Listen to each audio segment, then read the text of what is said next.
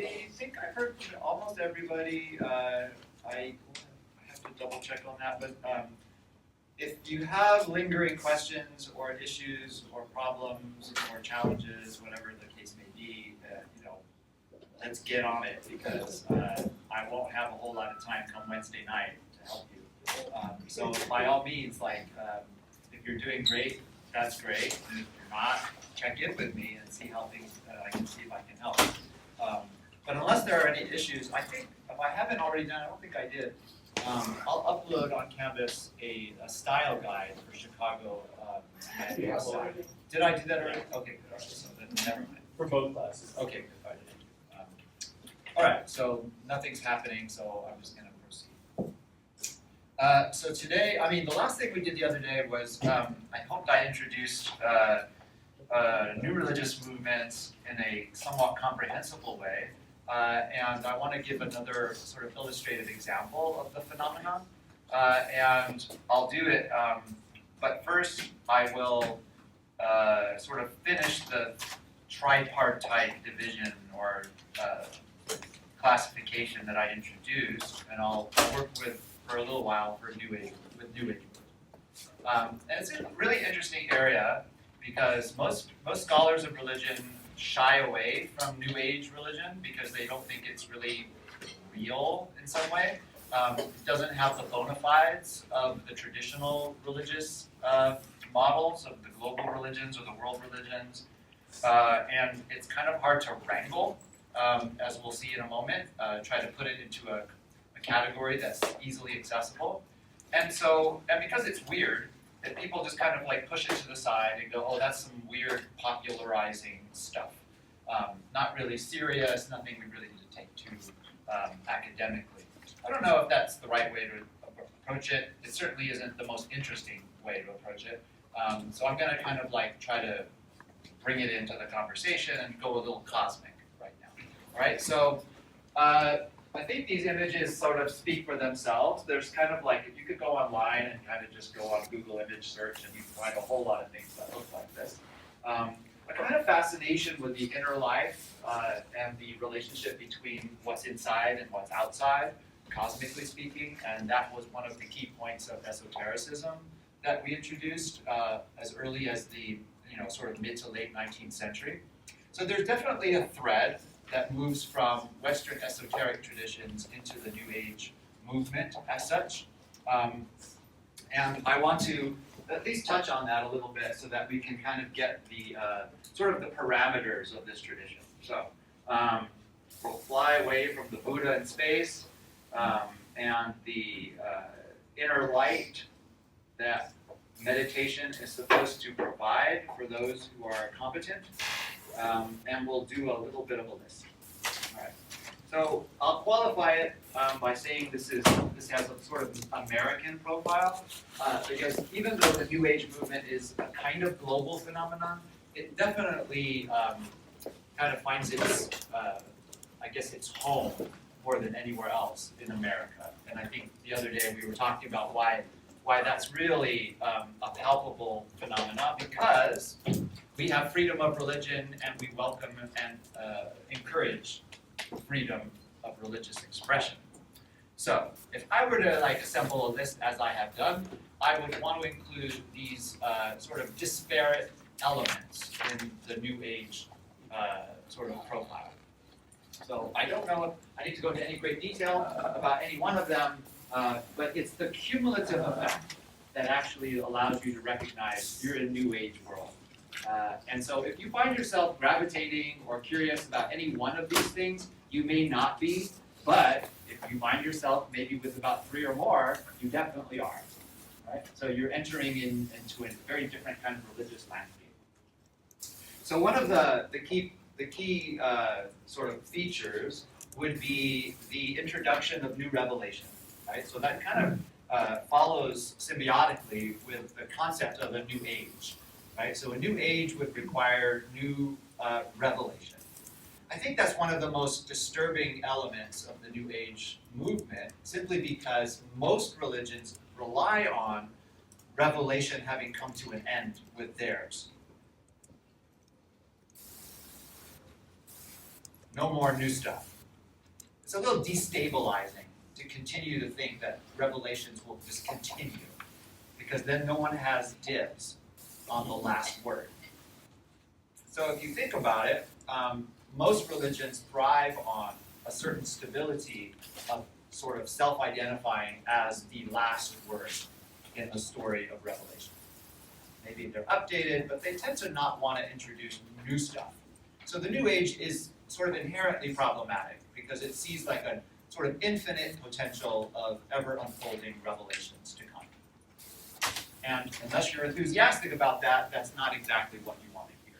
So sometimes it takes the forms of new scriptures being introduced, and just sometimes it's just new ideas, not necessarily concretized in a physical form. It has its sort of predecessors and forebears, precursors in Western esotericism. So many of the ideas that went underground as Christianity ascended kind of resurfaced in the New Age movement. And now that we have freedom of religion, we also have freedom of experimentation and freedom of discovery. So we can kind of recover anything we want from the past and then put it into this category of the New Age. And that will include things like alternative modes of healing.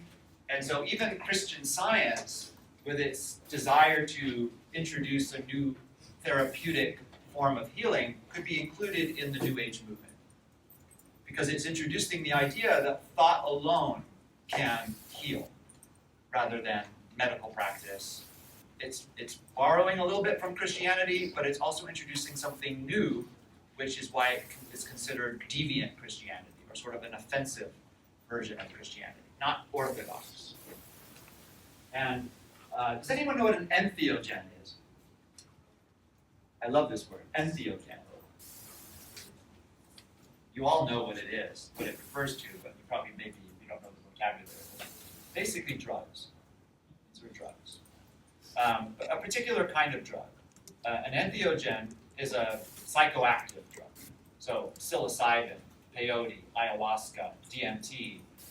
So those are the psychoactive substances that have been identified as entheogens, which means that under the right conditions, you will experience some sort of divine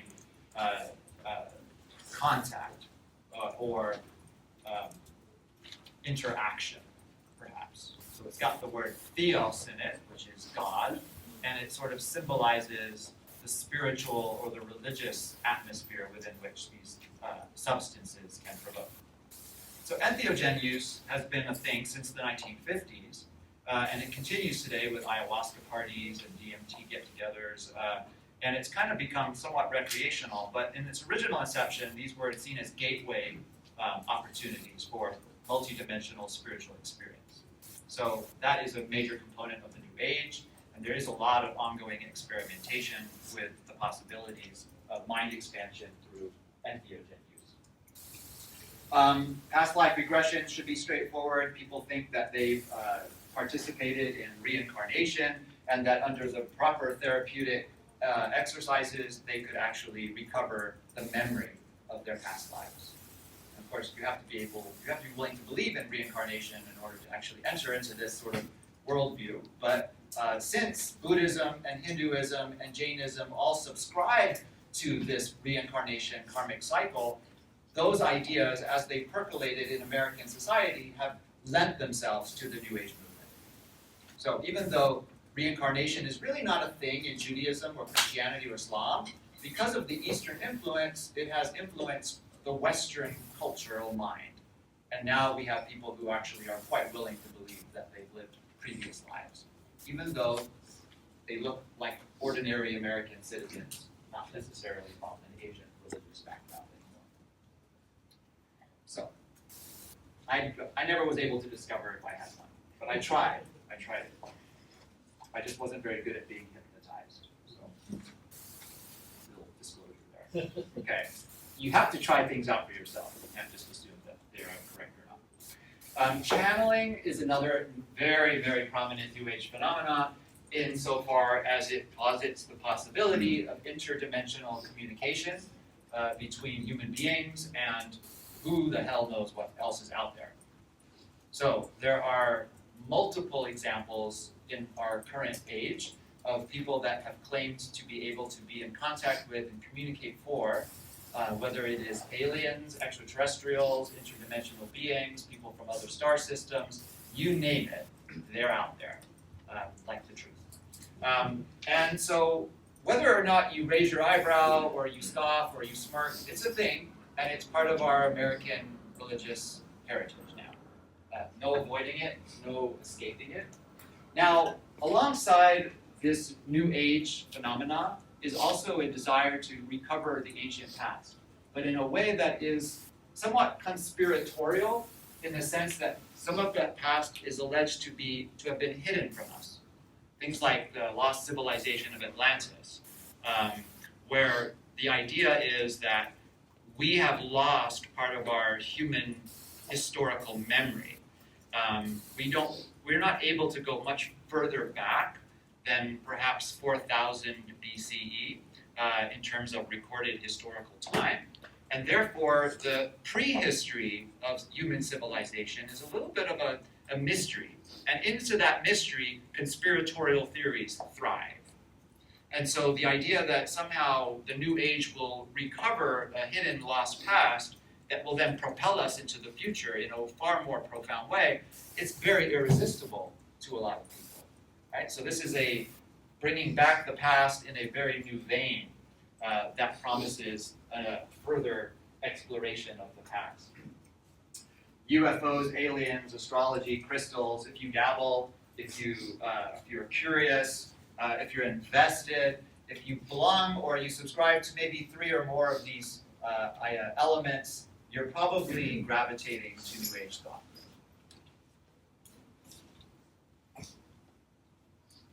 So it's a combination of elements. It's esoteric, it's eclectic, it's synthetic, and chaotic.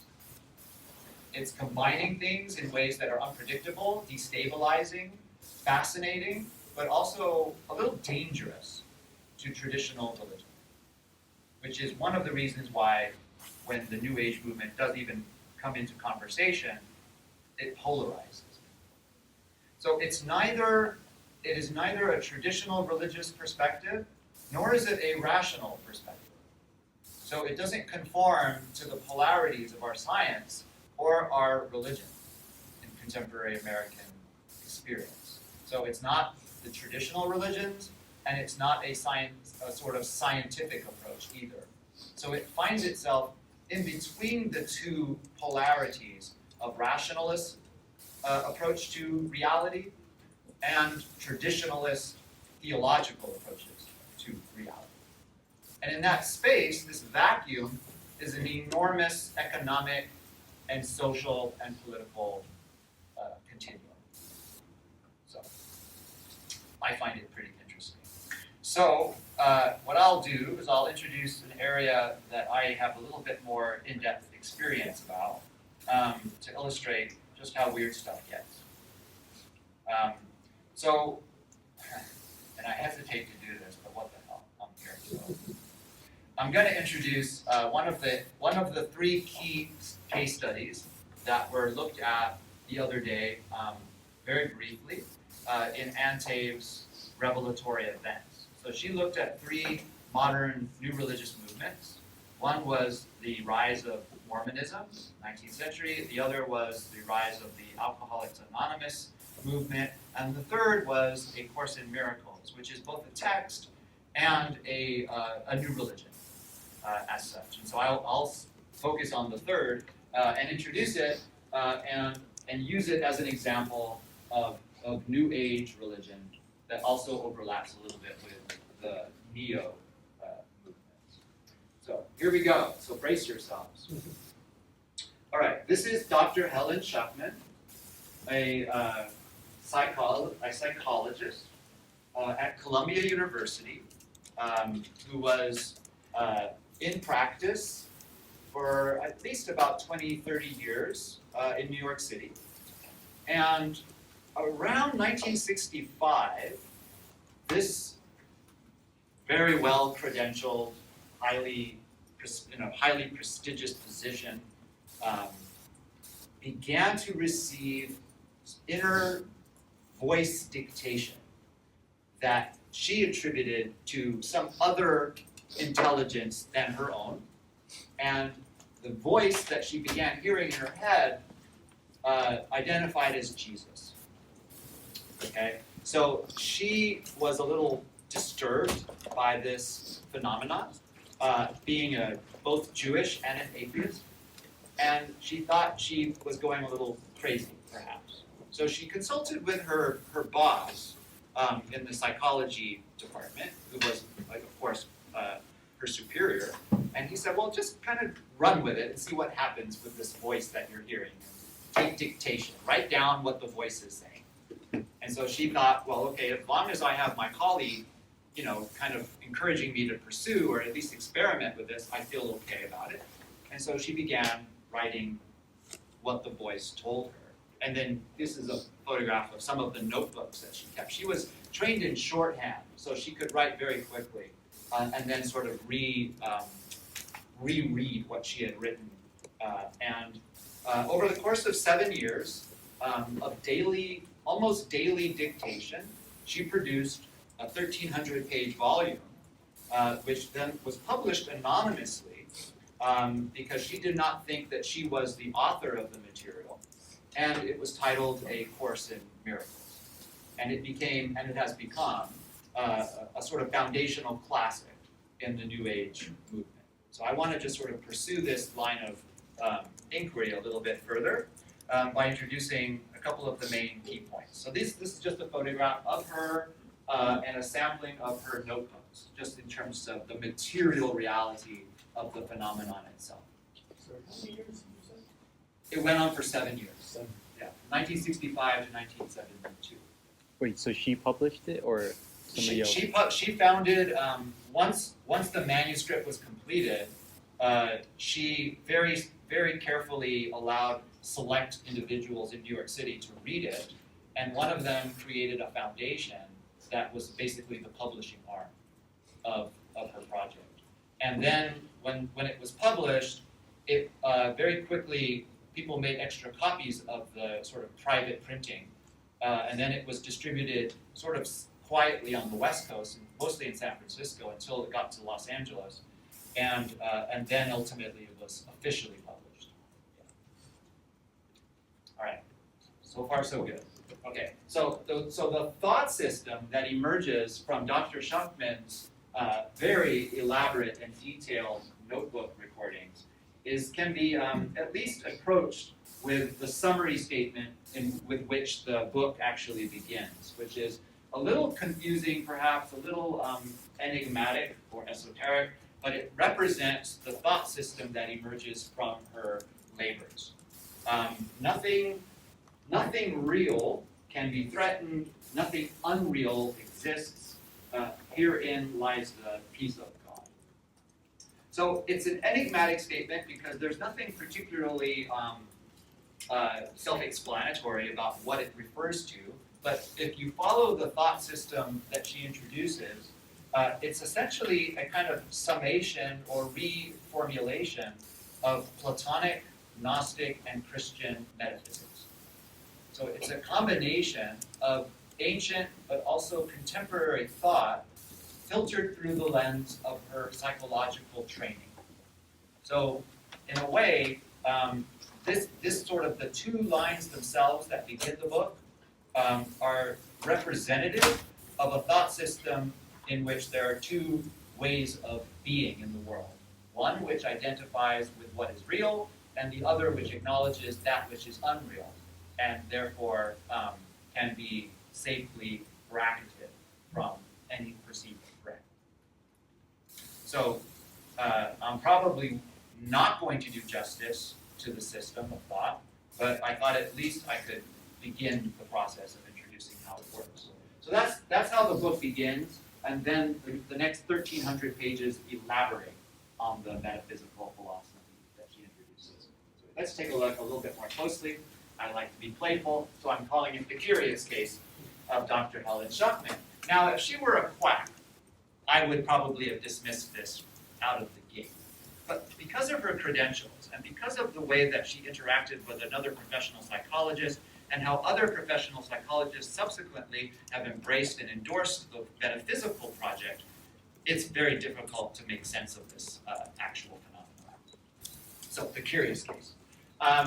So a 1,300-page manual of instruction on a metaphysical system that is allegedly dictated by some entity or some voice or some persona that identifies as Jesus. You could use quotation marks for that. And this takes place over a 7-year period, very well documented. We have all of the notebooks and all of the drafts of the text. And she's a real person who really lived at a time and place. And her own public persona was one of an atheist who had a Jewish ethnic background. So it's a very strange thing that a Jewish atheist would feel inspired or guided or driven to produce this massive work attributed to Jesus, and then actually have nothing to do with it for the rest of her life.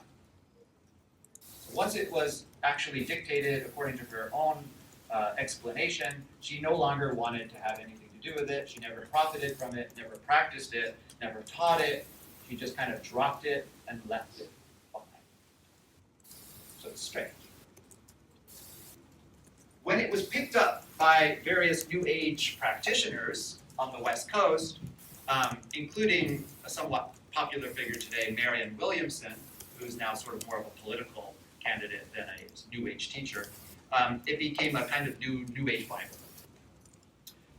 And because people who represented the Course in Miracles as a teaching program were able to use it to gather students and make sort of a celebrity name for themselves, it got the attention of Oprah, and Marianne Williamson showed up on the Oprah show, and it then became a bestseller. So A Course in Miracles is now like a superstar New York Times bestseller, and it's very, very difficult to make sense of the book because most people don't read it. They just read what other people say about it. It's extremely dense and difficult to manage. In fact, I had got a copy of this book in the early 90s and just put it down right away. I just couldn't stomach it. I thought this was a ridiculous book, and I was going to have nothing to do with it. And it was really heavy, and it was just like, what the hell is this thing? And then things changed for me. All right, so it's a new thought system that completely challenges the traditional story of Christianity through the first-person authorial voice of alleged Jesus, and it creates a new thought system that introduces a non-dualistic metaphysic within the context of a dualistic perception of the world.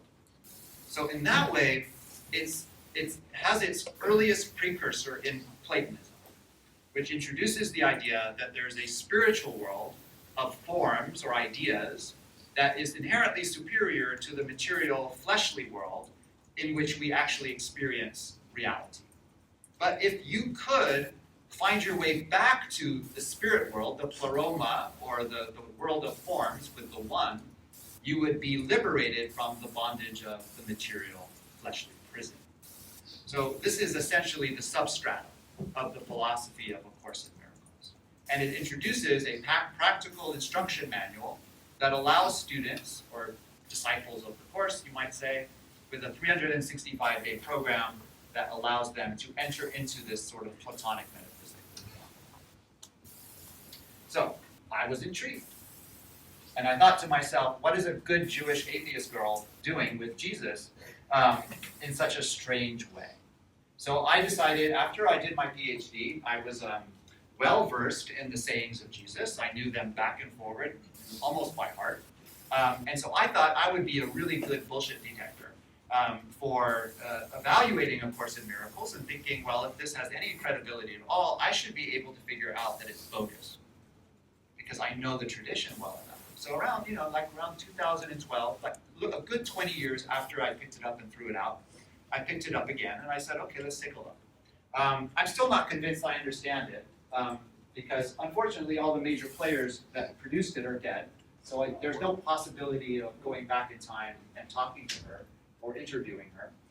But I still nonetheless pushed through, and I started publishing a little bit of material, a couple articles on a course, or on the course, and I began to experiment a little bit with categories of thought. And so one of the more recent journals that have been published by Brill in Europe is called Gnosis, the Journal of Gnostic Studies. And we talked the other day about neo-Gnosticism as a category of thought that opens up the idea that maybe new religious movements could be understood in the sense that they are trying to restore or resurrect or revitalize older modes of thought, particularly the Gnostic train of thought. So I published an article arguing that A Course in Miracles is a new scriptural text in the New Age movement that can be understood as neo-Gnostic in its orientation. And so somebody over at Rice University liked what I had written and invited me to a conference where we could talk about Gnosticism in America. And so I published a new article that was based on the paper called American Gnosis. And I link the concepts of Gnosticism and mysticism together to try to understand this strange text in a different categorical way. Right? So, and I actually ended up getting on the Wikipedia page for it, which is pretty cool.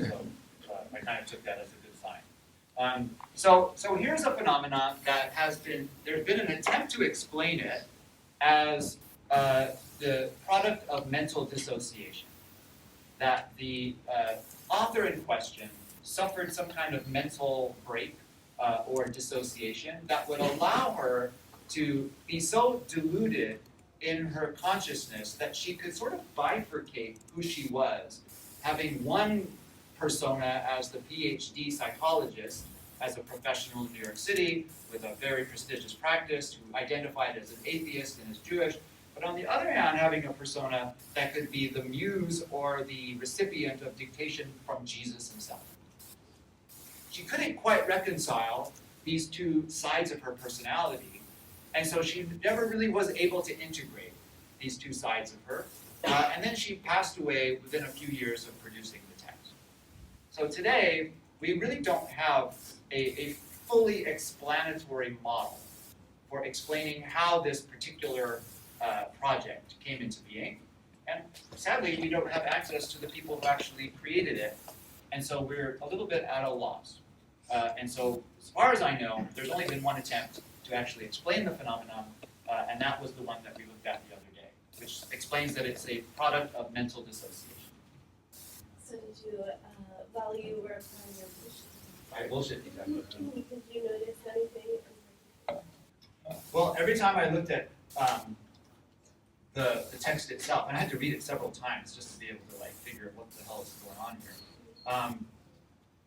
No, I didn't figure it out. Good. Yeah, I tried. I guess how has Christians responded to this text coming up? Well, I think predictably, because it deviates from the traditional narrative of Christian origins in very fundamental ways, it's often regarded as demonically inspired or a product of sort of diabolical spirit possession. Especially if you're within the traditionalist religious mode, if you believe in evil spirits or demonic possession, this is a really excellent case study for that. Yeah.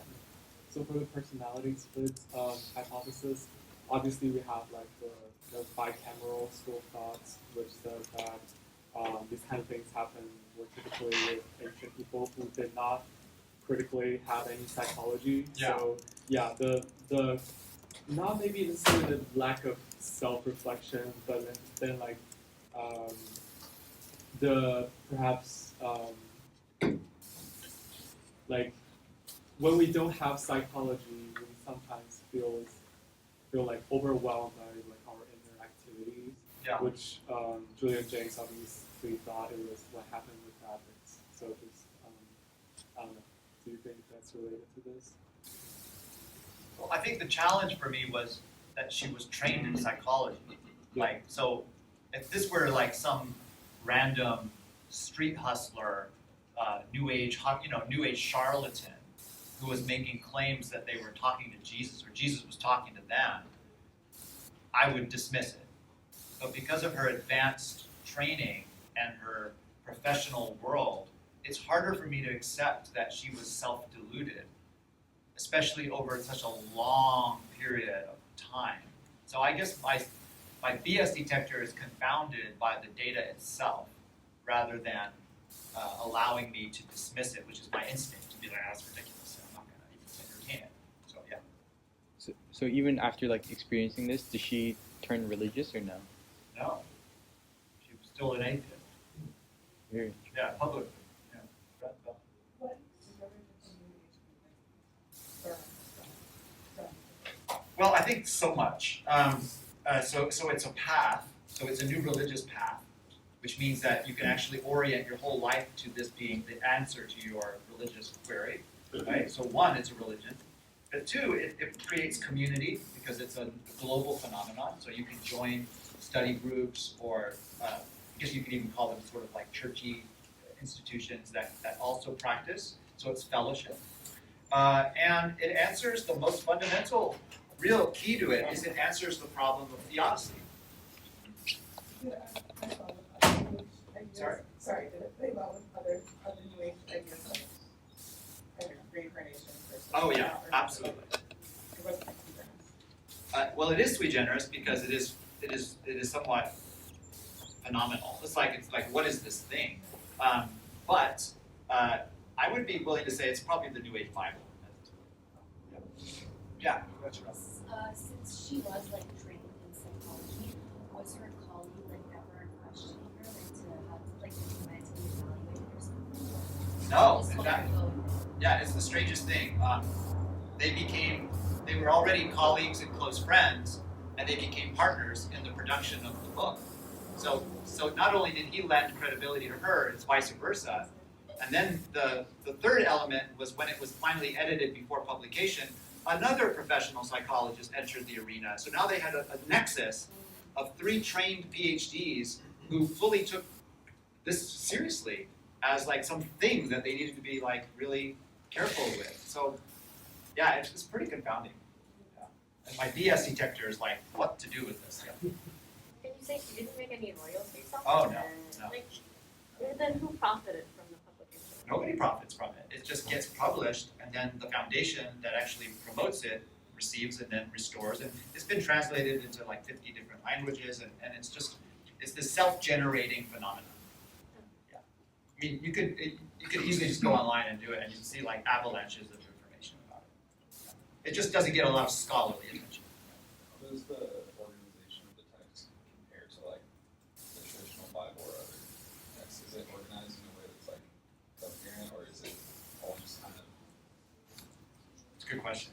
Yeah, there's 3 parts of it. The first part of it is a text, which is massive, and it introduces the thought system or the metaphysical system. Then there's a second book, which is the workbook, which is a 365-day instruction manual, which every student of the course is supposed to follow for a whole year. And then there's a manual for teachers as the third part of the volume. And each one of these sets allegedly were dictated by Jesus. So everything is in the first person from Jesus. There's no authorial voice. And so it is quite programmatically structured. Yeah.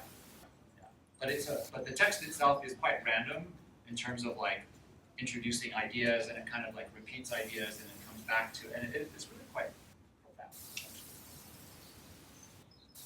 Yeah, and I even hesitate saying things like that, but I've read it, so. So this is a new religion. It introduces elements that are required for religions to come into being, new beliefs, new practices, new texts, new ethics, new communities. So you may say, oh, this is not my bag, but for, I would imagine, millions of people at this point, this is the solution to their searching. Describe a little what qualifies it as a neo-Gnostic text. Yes, thank you.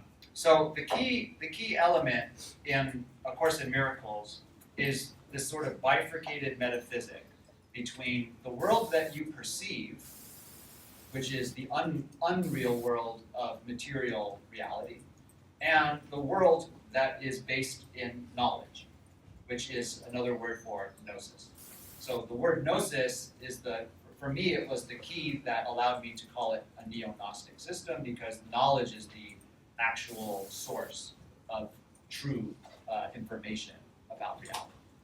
So because of that use of the word knowledge, and because the ideas contained within the metaphysic are also quite compatible with ancient Gnosticism, it seemed like this was an attempt to kind of restore the Gnostic view. Yeah.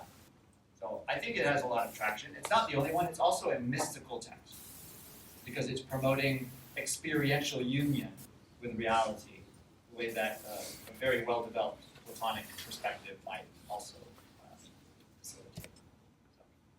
So, take it as you will. It is an ongoing challenge. But I guess I would wonder, and I would end on this note on this topic. I'd be like, well, can you think of any other religions that claim that interdimensional communication has taken place and that a new text emerges as a result of that communication? Yeah. Like any religion you can think of? Thelema. Thelema, okay, yeah. Any other examples? Mormonism, right? There's interdimensional communication, and now we produce a text, and that's new religion. Islam? Islam, very good example, right? So Archangel Gabriel speaks to Muhammad directly, produces a text that is originally oral or spoken to Muhammad directly, then eventually written down by disciples, and it becomes the foundational text of a new religion. Are we forgetting the Bible? So religious phenomenon is weird. Phenomenon is weird. And when it's old enough, it's religion. When it's young, it's weird. Right? But it's the same pattern across time and space. So the New Age embraces the concept of new revelation simply because it's new. But the phenomena itself is ancient. And so if you come to religion thinking that all of the revelations are in the past, you're going to preclude the possibility of new revelations in the present, but also like prevent yourself from studying them. So that's something that I've kind of just said. I'm fascinated with it. I'm going to give myself permission to look at it, and I did so. And I don't think there are too many articles about this out there. So that's why I'm on Wikipedia. Yeah. What is the difference between actual Christianity To this. Well, there are some very provocative things. Jesus doesn't die for our sins, number one. Right? So the understanding of the crucifixion, now explained within this thought system, completely derails the traditional atonement theology of the Christian tradition. So that is not a compatibility. Jesus is not God, but Jesus represents an individual human being that has attained union with God. That is another key text, and can teach the same process of reunification with the divine that he himself must have embraced and pursued. So the traditional view of Jesus is that he is the one and only incarnation of God who died for our sins and then was raised from the dead and will return in a physical form at the end of time. All of those ideas are either challenged or modified. Would you ever teach like a special topics course just on? Oh yeah, that'd be fun. Yeah, I think that'd be really neat. Yeah. There are a lot of people who teach the course online or in the New Age world, but nobody does it academically. I think it'd be really cool. All right, yeah. Can you like talk a little bit more about like in the present day, or like since Chaplin has like did the thing, the course, like you talked about how Marianne Williamson embraced it, but like who else has like embraced it? Oh, like Eckhart Tolle, if you've ever heard of him, The Power of Now. Huge New Age teacher, publishes massive books, Oprah loves him. He's obviously embraced and absorbed the course's philosophy. Michael Beckwith at Agape in Los Angeles, he is a course student. He has embraced this 100%. A lot of people are a little shy about embracing it publicly because it's so weird, and because no one knows what to do with the attribution of the authorial voice to Jesus.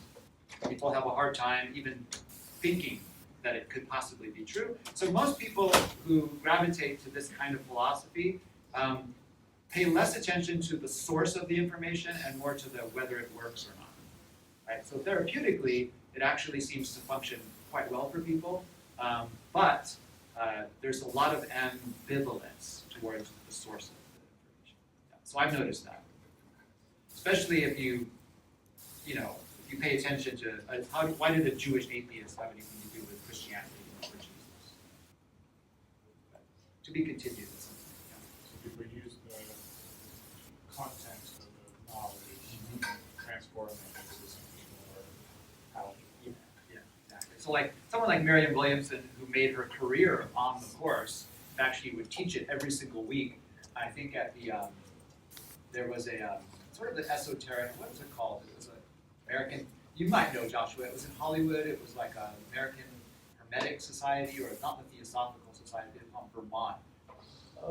She taught there every week, and people would just come from all over. It's not the PRS, is it? The Philosophical Research Society? It could be right there. Yeah, that's where it started. But anyways, yeah. So she would make the ideas more palatable by saying, well, you don't need to believe it's Jesus talking. You just need to just try it. You know. So it's kind of like with Buddhism. Like, just try it. Don't worry about all the metaphysics and stuff. If it works, great. Check it out. And it actually made her career. So she's now gravitated towards wanting to become president. But she still uses A Course in Miracles as her platform. Her whole political platform is based on putting into practice the principles of the ethical system of A Course in Miracles. So it's strange. Yeah. All right. Yeah. Does it say anything about like how to get to heaven or something? Yes, like it that? says a lot about that. What's the difference there? Heaven is a state of mind that exists in the present moment, but is not accessible to those who are essentially unaware of that, and that's why Earth is hell. That's very Gnostic, yes. It's a state of mind, that you can enter into when you retrain your mind. Not as such, no. Like she doesn't really quote people. Like the voice of the Course doesn't start citing. But I'm going into more detailed stuff now, so I'm trying to avoid going into the specifics. But there is one of the really fascinating things about this project was that when it was first published, it was in a very highly edited form. And it was thought, well, this will be the way to make it palatable to the public. Like let's kind of decrease the weirdness of the phenomenon itself. And then, after it had become a bestseller, people started realizing that there were other earlier drafts of the material that hadn't been published. And so now there's several editions of this course. And somebody that I've been in contact with actually went back, found the original notebooks, all the original material that had been edited out, and reintroduced it and republished the course to include all of the lost material. So, I worked with him a little bit to get some of this material recovered, and that does talk about philosophy and psychology and sex and Freud and all kinds of other interesting phenomena. What are the implications of there being no bullshit detector going? What are the implications of what? Of no bullshit detector going? Wow. Well, that would be a big question for many. That would be like a whole conference. That would be like a whole conference that would be needed on that one. So if you subscribe to the mental dissociation explanation, hypothesis, so to speak, then it can be dismissed as essentially strange but explicable, right? So it's just some weird woman who just checked out of her mind. And if you don't subscribe to that, which I don't, I'm at a loss. At a Two loss. explanations. That's 1 and 2. One is 1 and 2. Maybe there's third. I don't know. Maybe somebody else could come up with a really good explanation for it. Maybe. So there's- I'm not going there at the moment, but it. There's room for mystery, I think that's. Yeah, I mean, it's like, once you've already like introduced the concept of channeling into American religion, then this is just an extension of that. And certainly, religions have been created with far less auspicious beginnings. To be continued. Okay, so moving away from this esoteric phenomena, that's still worth exploring. So what I want to register now is that the atmosphere of religion in America between the 70s and maybe the turn of the millennium is quite confusing, I think. The New Age movement might be the weird edge of experimentation, but the confluence of disparate and diverse religious elements within this sort of exploring period, maybe between 1980 and 2000, where multiple intersections of religious behavior and thought and practice kind of give me the impression, now retrospectively, that things were very much in the air. The rise of neo-shamanism, for example, the rise of practical Buddhism, or practical yoga, or a practical resurgence of alternative Christianities that were circulating in the air, all contribute to a basic sense that society is destabilizing religiously. The old traditional modes of religion are no longer as attractive and certainly not as valid for more and more people. So a kind of pulling away from traditional religion and an attraction towards esoteric, alternative, Eastern, other religions. And I don't really know how to bridge the gap between that world that we've been recreating of new religious expressions and what will become the reaction to probably the most significant event in terms of religion for our current generation. And so I guess I'll spend the next 20 or so minutes trying to walk through some of the major elements of the post-9/11 period. It's kind of a leap, it's kind of a shift, but it's necessary. Okay, so 9/11 lives in infamy for a variety of reasons. I was doing my first year in graduate school in New York City, coincides with 9/11, so I was able to see it myself, and I also watched how it affected my own thought processes about religion. So I was already in religion school, but this changed the way I shaped my own education. So in the immediate aftermath of 9/11, it is very interesting for us to kind of ponder what the first initial reactions to it were, especially from the conservative Christian world. Let's take a look. Right? So the concept that 9/11 could be seen as a response or a reaction or a justified, well, let's fill in the blank together. Who was responsible for 9/11?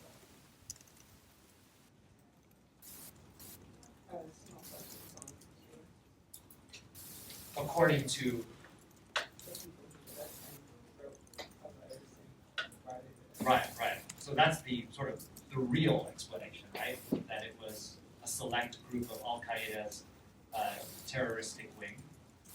Yeah. Is that what you're reading?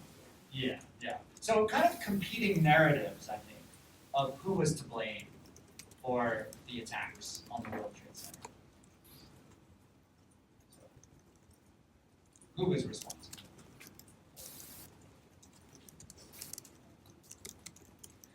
You don't know Falwell. I don't follow to be clear though, I mean, these guys were already blaming any catastrophe on these groups of people. Hurricane happens, it's the gays. Earthquake happens, it's the liberals in California's fault. Right. You know what I mean? Like, How do we, what do we name that, you know? it's a good question. I don't have like an easy way to, I guess like it's like an easy target, like a scapegoat. scapegoat, yeah. I like that. Scapegoat theory. Like you transfer or you project the blame from one agency to another for usually for pretty good political, religious purposes.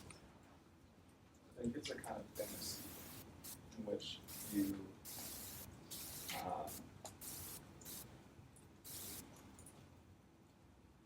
it's a fantasy where you that allows you to like legitimize the other as a threat. So if you can ascribe violence to them, then it legitimizes your hate or your suspicion of the other. Yeah, absolutely. They're to blame. I'm very interested in this dynamic. Yeah, I don't know. Yeah, I'd love to well, hear other people's thoughts. sorry. Yeah, well, you could just derive it from like a just world theory or like a theodicy. Yes. Yeah. Yeah. So how would theodicy play? How does it work? Like, if you walk me through the theodicy of Jared Hall. Yeah, because like in a lot of like Old Testament stories, some part of our community does things that are considered bad, and then the whole community got punished. Yeah, So this is God's doing. I don't see how else like this would make sense. No, I think you're right. Yeah. I like articulating things that are nebulous. So, You're like trying to articulate how they're thinking. yeah. This was their first impulse, when it happened. Immediately within day, I don't even know if it was the day of or the next day. Trey Falwell, see? Yeah, an articulation of what the thought process is. Yeah. A bit of a side comment, but like, didn't the Westboro Baptist Church, like the Westboro Baptist Church, like also do these kind of things? Oh, I'm sure. Yeah. Yeah, like the soldiers. Yeah, like, it's always okay. that. Yeah. So it's a go-to position, like rhetorical position. Yeah. I think it's like, if you look throughout the Bible, it's like divine judgment, where it's like, even the Jewish people are like punished by like the Babylonians. Right. So it's like God using other nations to, I guess, punish Exactly. Yeah. Exactly. Yeah. So. other nations, I guess. Yeah, so God likes to punish, and is very selective about how he goes about it. And so the agency of the terrorism is sort of displaced, right? So that's not what caused this. What caused it, or what allowed it, was the deviant sexualities and cultural practices of a select group of people in America. So this is punitive or punishment for sexual or ethical deviance. It's strange because that almost puts them in the same category as the perpetrators. And like, yeah, they might agree with you actually. That some of that is, possibly why they hate the West so much to, commit a terrorist attack. Which is also interesting because Falwell especially is incredibly racist. Yeah. And again, you'd think that having another race to really pick on would inspire him to like, oh, it's definitely extreme, Islamic terrorism. But like, no, he instinctively is like, hey, we live in the greatest country in the world, but also the worst country in the world because of basically some of these mostly liberal ideas. So what's the solution within this worldview? I don't know. Let's tackle that. Christian nationalism, where it's Yeah. that's the solution, where it's like you make a theocracy out of America, force everyone to either be Christian or get out, and we're good. This won't happen. Yeah. You don't have pagans, abortionists, feminists, gays, lesbians in a Christian theocracy. Okay, so problem solved. That's well said. Yeah. Even if they quote unquote got rid of the problem, what would you expect to happen? Say if American nationalism became like roid raged and like overcame like the way that they would hope it would. What do you think would happen after that? If they did like get their little dream to come true? Good question. Yeah. Yeah. I don't know. What would happen?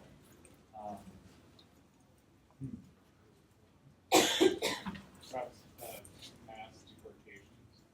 Yeah, Handmaid's Tale or something like that. Well, they'd find a new bad guy. They'd find someone who's not as on board with the programming as they are. Who's a little more leaning towards like, well, maybe abortion's okay if it's going to save the life of the mother, and Right. wrong, like that guy's out. So it's like, no, someone who's just not as extreme will now become. Yeah, agreed.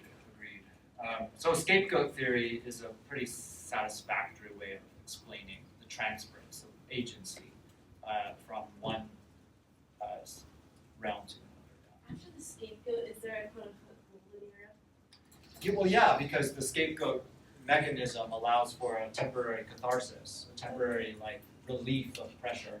So the idea would be like if we could just push out these deviant, dangerous elements of society, we would be restored to an equilibrium that would then receive again God's providential Oh, blessing. that's like 50 years. Yeah. And then whoop, there's another. Yeah. catastrophe. Kind of like millennialism. It'll give us 1,000 years of peace, and then we'll have to do it again. Did this happen during like the Christian Crusades times? Well, I mean, it's a good analogy. Like, you know, our society is being affected by our negligence to reclaim the Holy Land. Therefore, if we do that properly, everything will be restored. God will forgive us. It's kind of a thinking process. Okay, so this is just the knee-jerk reaction from the conservative Christian right. They did dial it back pretty quickly because it was scandalous, so it's not like this became the lasting narrative of response, but it opens the door for us to kind of revisit. And these three players, Pat Robertson, Ken Ham of the Creation Museum, and Jerry Falwell, were all in agreement, which is why I put them together as a cluster. They're like, yeah, that's what happened, you know. It wasn't that terrorists attacked us out of their own agency, it was God's way of punishing us for our social and sexual deviance in society. But it opens up a door, and so this is what we'll be doing. Yeah, sorry. Who were the two other? Ken Ham is the founder of the Creation Museum in Kentucky, And Noah's Ark experience. the Noah's Ark experience is, and also Pat Robertson. Didn't James Dobson from Focus on Family also say something similar? Probably, I just don't have a quote in my head. Okay. Yeah, Okay. I wouldn't be surprised. I Yeah. thought that was from James Dobson, not Jerry. No, that's Falwell. Okay. Yeah, that's directly from Falwell. Yeah, it was a little embarrassing afterwards. But, okay, so the fallout, I suppose, from 9/11 opens up new lines of religious inquiry for us. And you know, we're still in the midst of this, so we're processing it together, and we're trying to kind of inventory what's going on as we speak. But one of the major elements that arise on September 12th is the new phenomenon of new atheism. Right? Atheism's always been with us, but now it has some traction because 9/11 was seen as the direct result of what happens when religious extremism goes too far. It leads to violence, particularly Islamic violence. So one of our esteemed colleagues at UCLA, Sam Harris, published or started writing a book called The End of Faith on September 12th, while he was still a doctoral student in neuroscience. So he represents sort of like the tip of a spear that would become the new atheist movement. So a direct response to 9/11, essentially a kind of anti-theistic movement that embraced the possibility of finally, once and for all, eliminating religion from the social public arena as a dangerous and deceptive virus of the mind. So new atheism is a thing. It also leads to a slightly less polemical version of itself, which is the rise of the nuns, those who do not identify with religion at all, who say they have no religion. And if you watered that down a little bit more, you'd find the people who identify as spiritual but not religious. Do you think that the Islamic extremists who carried this out would have not liked that? Would have not what? Would have not liked that result? That's a good question. Probably not, no. Yeah, probably not. What do you think they anticipated? The terrorists, What do they think that? What do you think they publicly looked? pain and suffering, I'm thinking. You know, it's a symbolic strike at the heart of the economic engine of American capitalism, so it was a symbolic blow for sure, but it destabilized society. Okay, so new atheism, rise of the nuns. Obviously, we've already kind of toyed with the concept of theodicy. It's a malleable thing. Theodicy is the the sort of philosophical or theological working out of justice in relationship to God. So a good God also can allow bad things to happen in the world, and that needs to be explained or reconciled in some way. And so one of the key developments as a result of the 9/11 attacks has been a massive exploration of the relationship between religion and violence. Like, what causes violence? Which religious traditions are more susceptible to violent extremism or religiously motivated violence? And that's where I pitch my fall class, Religion and Violence, and welcome you to join if you want to explore that with more depth or more substance across different religious traditions. But that's a direct result. Like, before, violence was obviously an interesting area, but now it was palpably problematic. Right? So we have data to actually use to describe or to problematize how does religion foment or lead to violent episodes or events like this. So that's one way that I think I changed my mind, or at least I changed my attitude about things. And then I think the last things that we'll be doing together will be exploring some of these otherizing techniques that also could be seen as fomented from this event. I wanted to give a recommendation for anyone who's interested in the othering phenomenon. Simone de Beauvoir's othering explanations are very good. So in case you think about using that. Okay. Her otherizing, her theorizing of the others. Oh yeah, Yeah. super good. All right. I mean, obviously there's people who do social psychology on it, but she has such a good methods using historicity to kind of you can use her model to explain the other extremely well, so well. Oh yeah, I wanted to know that. In her introduction to the second sex, that's where she talks about that. So, anti-movements or anti-sentiments. New atheism can be understood, I think, broadly as anti-theistic. Right? So the basic target or the object of interest there is the Abrahamic God, the God of Judaism, Christianity, and Islam. And that God is seen as pernicious, problematic, unreal, and obviously a dangerous concept of deity. So anti-theism is probably one of the first immediate reactions to 9/11. But of course, in a kind of inevitable response, anti-Islamism or anti-Muslimism is also a phenomenon that we can chart historically. So once the culprits were actually identified as Islamic terrorism, then it could be used as another form of the scapegoat theory. And so we're now in a kind of era of the resurgence of a kind of anti-Semitic adjacent anti-Islamism.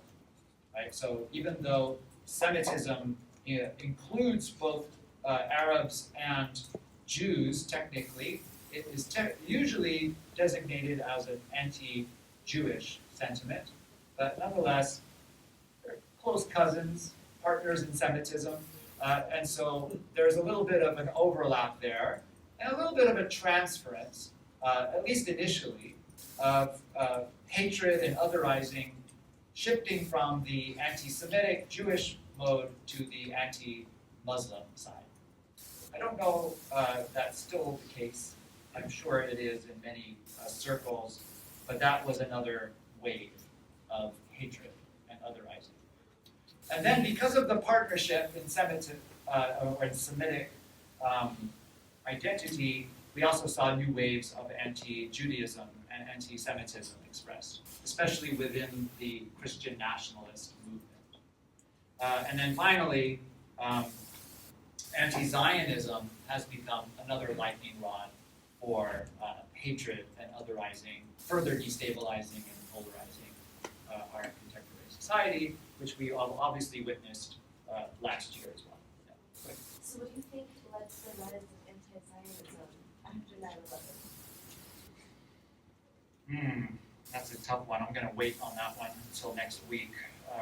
Anti-Zionism is a complex phenomenon that has many different reasons why it emerges when and where it does. But obviously, one of the reasons why 9/11 happened was a kind of anti-Zionist expression.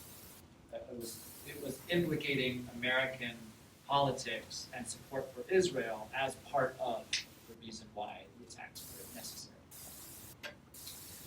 Yeah. So those are some of the more unpleasant after effects of 9/11. We've kind of entered into a new era of polarizing expressions of allegiance. And I suppose that I can end on a note of not optimism here, but at least kind of tracking a little bit of this new atheistic phenomenon. So I'll just kind of end for the last couple of minutes here by introducing a couple of book titles. For anyone who's kind of curious about it, you can start seeing a little bit of a pattern in the major works that were published after 9/11. I mentioned Sam Harris already, The End of Faith. The End of Faith is kind of a double entendre because the end of faith is signifying both what happens if faith is pursued to its natural end, the destruction of civilization, but it's also a call to end faith. Because faith in and of itself is not rational, it's not scientific, it's not reasonable. Therefore, faith itself is a dangerous phenomenon. And as many atheists have suggested over the years, it should be eliminated from our public discourse as inherently dangerous. So that's one way to look at it. Another avenue or angle was Richard Dawkins, probably the most famous of all, who published The God Delusion. Again, arguing that religion, particularly the Abrahamic model of religion, is delusional. God does not exist, and therefore the quicker we figure that out, the better our chances for survival will be. And he used his training in genetics to argue that religion, and particularly theism, is a mind virus. Likening religion to a sort of infectious, contaminating, dangerous disease that people are spreading without really even knowing that. And then finally, probably the most charismatic of all four of the major figures, Christopher Hitchens' God is Not Great, which is a polemical thrust attack on mostly Islam, but also the Abrahamic models. So when we come back, we'll be looking at New Atheism as a phenomenon, particularly the way it approaches religion, and how its arguments are shaped by both 9/11 and the selective data that it chooses to use for its